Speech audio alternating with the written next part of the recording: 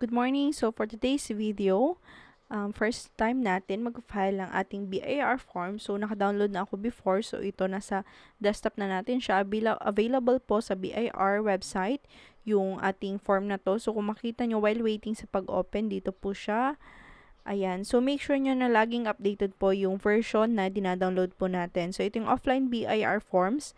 Yan, click nyo lang po yan. So may separate videos po yung mga ibang vloggers how to download this. So for this time, magda-direct na po tayo. Ayan, nag-open na po siya. So make sure nyo dito sa part, sa upper portion na to, version 7.9.4.2.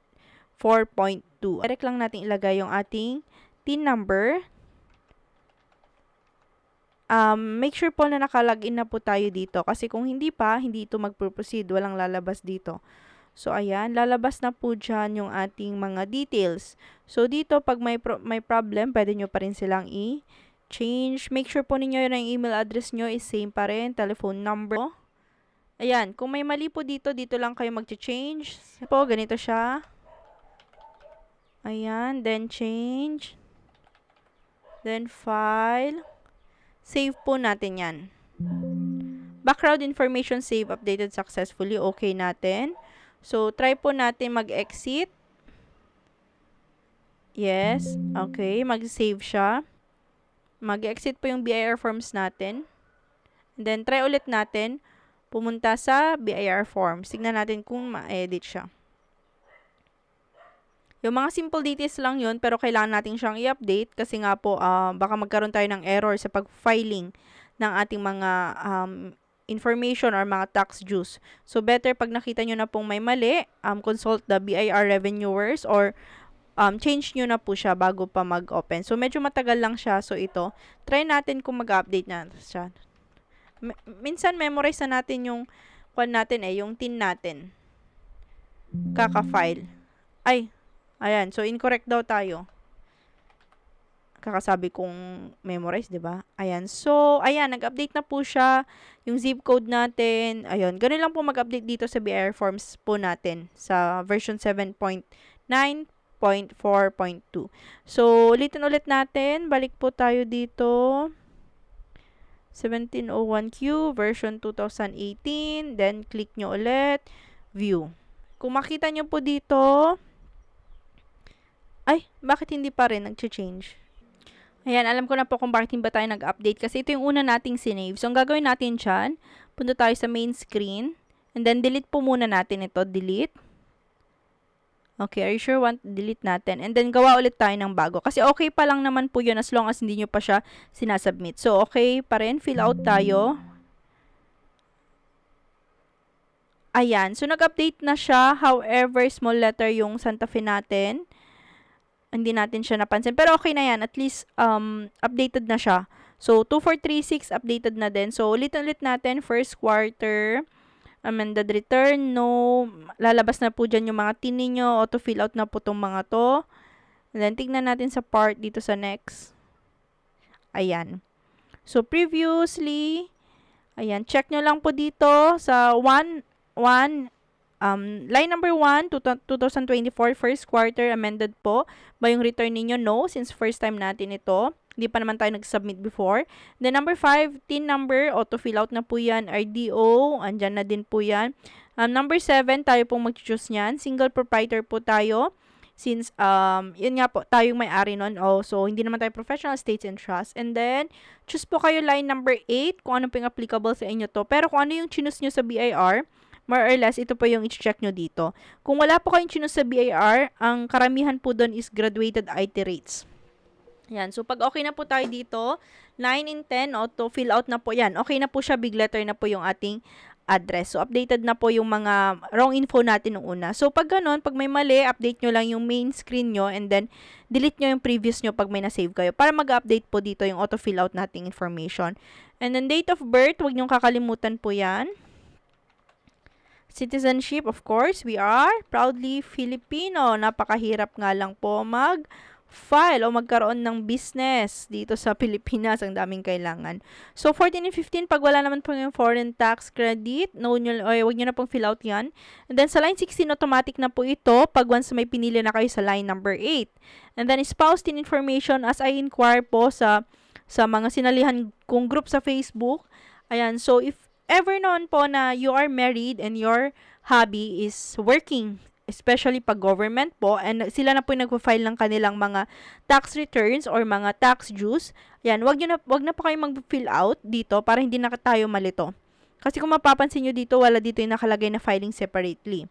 Okay, so pag yung spouse po ninyo ay nag-work din and then sila na mismo yung nagfa-file ng yung employer po nila yung nag-file ng kanilang mga tax dues na yun, so okay na po yun. Pero however, kunyari businessman din po yung asawa nyo, maliit din na store, nakapangalan sa kanya, pwede nyo po itong i-combine yung tax dues po natin, ay yung pag-file po natin. Pero better na din if may sariling filing yung asawa ninyo para pag may kailangan siyang documents like ITR, income tax return na kinakailangan pag naglo-loan or mga ibang business purposes, may sarili po siya na nakapangalan din po sa kanya. So, proceed na po tayo dito. So, ayan, hindi na tayong fill out dyan. And then, dito sa part 3, zero tax due muna tayo. Wala din po tayong gagawin dyan. And then, punta tayo sa page 2. Next, click the next below lang po. And then, ayan, check nyo. Same pa rin naman yung TIN number natin, yung last name po natin. And then, dito na po tayo proceed sa Schedule 2 for 8% IT rate. Ayan, kung yun yung pinili nyo sa first page. So, dito tayo sa sales revenue natin. So, kung makita nyo dito, pinag-add ko yung first, yung mga monthly revenue ko, or monthly gross sales ko. So, kung makita nyo, bakit dalawa lang po? So, nag-start ako ng February 1. So, more or less, wala akong benta ng January. Hindi ko nilalagay yon. So, ang benta ko nung February, 3,735. Then, pagdating naman po ng March, 8,449. Bakit po napakaliit? Kasi kaka-start ko lang po. And then, nasa loob din po ako ng aming subdivision lang. So, I'll just cater very small customers lang po. Wala ako sa highway, wala ako sa market para mag-cater ng mas malaking population para magkaroon ng malaking income. So, for me, para lang po may pagkakitaan din. And, syempre, bago pa lang, hindi pa masyadong kilala, hindi pa masyadong nabroadcast. So far, as of this April, medyo dumadami na tayo, nag-improve na tayo. Pero for the first quarter, ito pa lang yung benta natin. So, wag kayong matatakot bakit ang konti ng benta natin, mga ganun, kailan ba yung return of investment natin. So, maghintay-hintay lang po tayo. So, yan, 12,184 pesos. So, copy na natin to. And then, printing business po pala yung business ko. Kaya, documents, mga ganun lang, arts and craft. So, dito po natin lalagay. So, hindi pwede siya mag-paste. I-type nyo na lang po, 12,184. Check nyo ulit kung tama ba. Ayan. And then, lalabas na po dyan. May tax due po kayong 975 kasi yun po yung 8% ng 12,184. However, dahil sa 8% po ang kinuha natin, allowable po tang deduction natin is 250,000 pesos. So, kung may nilagay nyo na yung dito yung 250,000, ang tax due po natin, makita nyo dito 0. However, kung ang gross sales po natin ng pagdating ng January, February, March, first quarter pa lang, nagkaroon na tayong 251,000. And then, ang allowable lang po natin is 250,000. Okay po, matataksan po yung ating 1,000 pesos ng 8% is 80 pesos. So, doon lang po tayo magkakaroon ng tax due pag once sa more than 250,000 po tayo. So, kung sa tingin po ninyo, doon pa lang sa first quarter, more than 250,000 na kayo. So, I think better check nyo po kung saan nyo mas magandang tax type po kayo. Pero kung okay naman po kayo dito kasi hindi masyadong maproseso ang pagkuha ng mga documents ng 8% IT rate, okay naman siya. For example, dito naka 100,000 kayo ng first quarter ninyo. So, ang remaining pa po ninyo para mag-tax due kayo is 150,000. So, pagdating ng April, May, June, July, August, September, October, November, so magre-remain 0 po yan as long as less than 250,000 pa yung gross sales natin in a year. So, bago pa tayo magkalimutan, so ilalagay po natin yung ating gross sales po natin. Ilan na yon? 12,184. Muntik na ako magkamali. 12,184. Ayan. And then, non-operating income, 0. Ayan. 0 tax due po tayo. So, makita, for example, natin 251,000.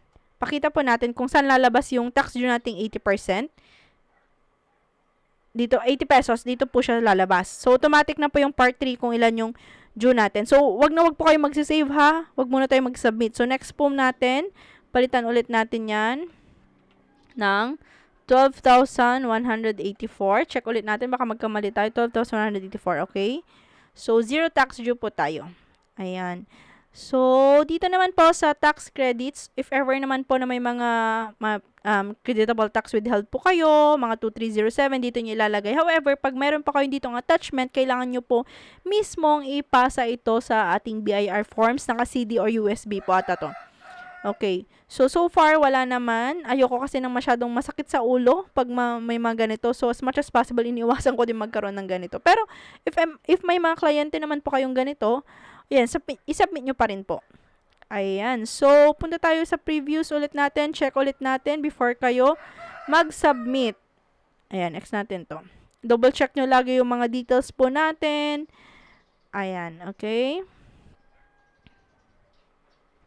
Yun, so pag okay na po tayo lahat dito, just print, sabi ko nga, check nyo lahat ng mga details ninyo.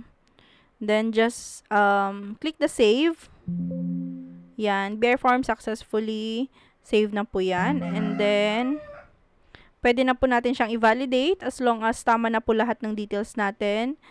8% IT rate. Ayan. So, dahil first time ko pong magpa-file, medyo kabado po tayo. So, sino dito yung mga kabado pagdating sa first time filing?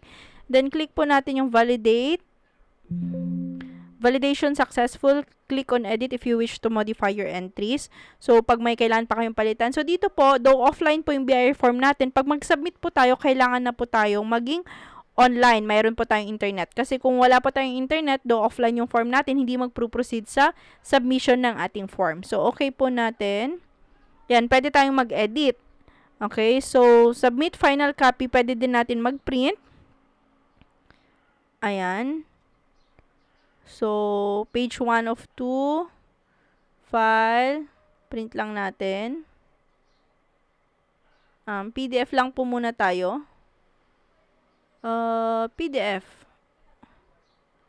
Ayan, save lang natin, print lang natin. And mas save na po yan. And then, I think okay na tayo dyan. Cancel print. Ayan, so, pag okay na po tayo, submit final copy. Tignan nga natin kung na-print ba yun. Ulitin natin, print. Para lang may mga pag-checkan tayo, di ba? Copies. Print natin. Save as. Hindi pala, hindi siya na-save kung hindi nyo i-click to. Ayan. So, kung makita nyo siya dito, lalagay na natin sa my documents natin para organize tayo. And then, before kayo mag-submit, check nyo muna kung andun po yon yung ating sinave. PDF siya. So, ito. Ayan. So, meron po. Ayan. So, at least, okay na tayo doon. Then, cancel print lang po natin para bumalik tayo doon sa part na to. And then, submit final copy. So, dapat okay na po tayo dyan. And then, please ensure that you have internet access. Ito yung sinasabi ko kanina, valid email address para dito nila i-submit yung kanilang confirmation. Are you sure you want to submit? Okay po, 1701Q. Thank you for using eBIR forms. By clicking OK or agree, you confirm that you have read, understood, and agreed to the TOSA. The full BIR forms TOSA can be accessed here. Yan. Kung gusto nyo basahin, click nyo lang yung here. So, okay po tayo. Then, hintayin na natin. Dapat po may internet connection tayo. Your tax return was not submitted online due to any of the following. No internet connection, slow internet. Bakit ganito? Ayan. So, hindi daw na-submit ang ating return. So, tignan natin. Wala daw tayong internet. Meron naman tayong internet. Try lang ulit natin.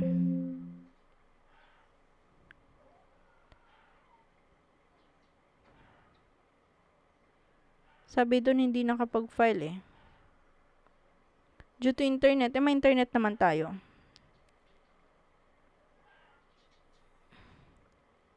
So, medyo mas mabagal siya ngayon.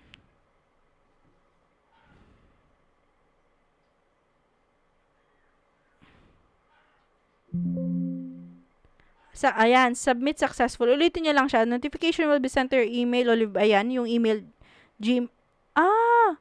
Naku, yung Gmail natin mukhang hindi please should the said email is correct. Then check it.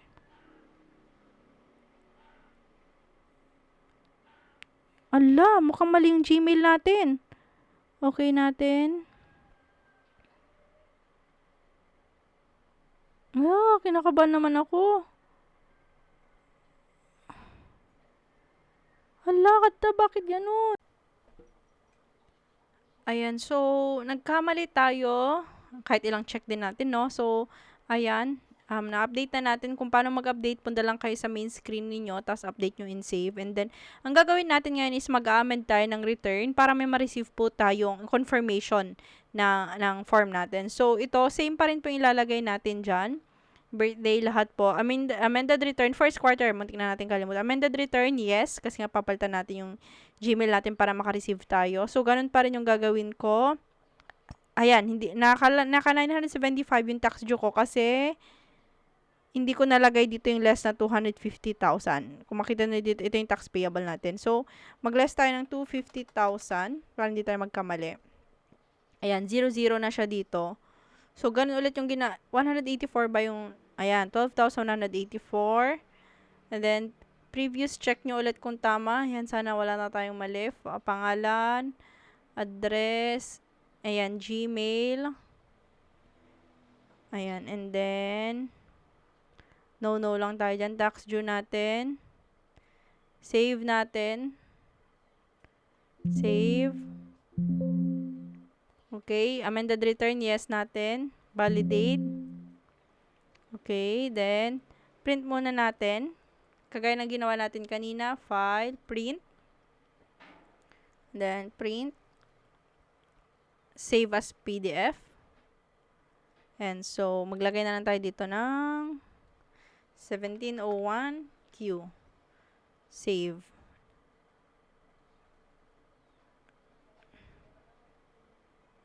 Okay, so check natin ng mabuti para hindi tayo magkamali. Photos.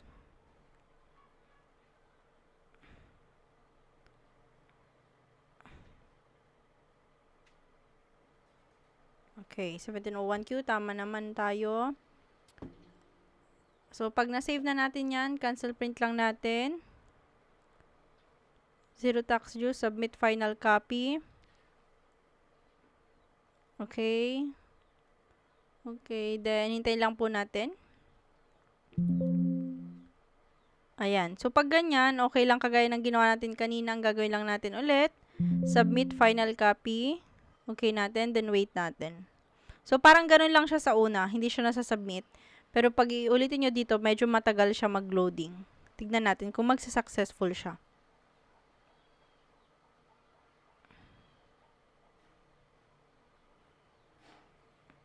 Then, so, kung bakit naman ako nag-change, nag-inquire din ako kung pwede ba mag-change amended return. Ayan, so, Olive Bueno 30. Ayan, sana hopefully may ma-receive na tayo. So, click natin yung okay. And then, close natin. Okay. So, yun lang guys. Exit na natin. Okay.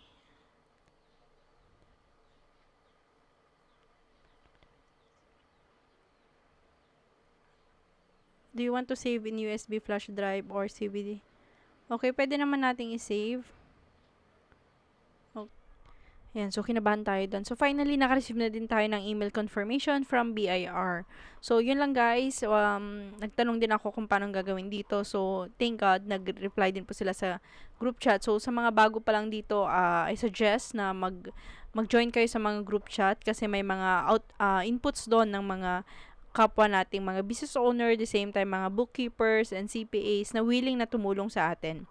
Ayan, so thank you for watching guys. I hope may natutunan po kayo. Bye-bye!